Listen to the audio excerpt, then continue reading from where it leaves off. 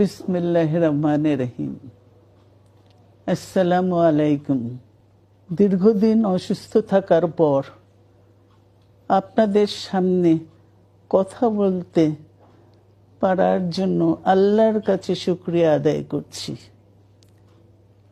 আমার কারাবন্দী অবস্থায় আপনারা আমার কারামুক্তি ও রোগ মুক্তির জন্য সংগ্রাম করেছেন, দোয়া করেছেন। সেজন্য আমি আপনাদের সকলকে ধন্যবাদ জানাচ্ছি। দীর্ঘ আন্দোলন সংগ্রাম ও ত্যাগের মধ্য দিয়ে আমরা ফ্যাসিবাদী অবৈধ সরকারের কাছ থেকে মুক্তি পেয়েছি।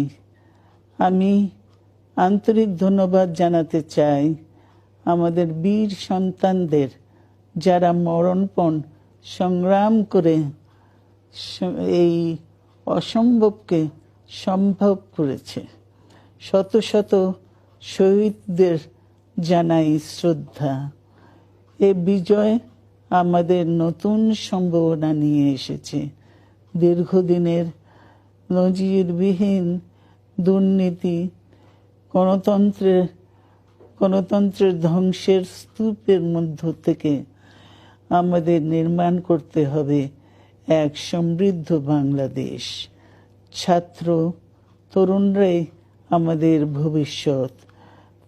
তরুণরা এই যে স্বপ্ন নিয়ে বুকের রক্ত ঢেলে দিয়েছে, সেই স্বপ্ন বাস্তবায়নে করতে মেধা, যোগ্যতা, জ্ঞান ভিত্তিক গণতান্ত্রিক বাংলাদেশ গড়ে তুলতে হবে।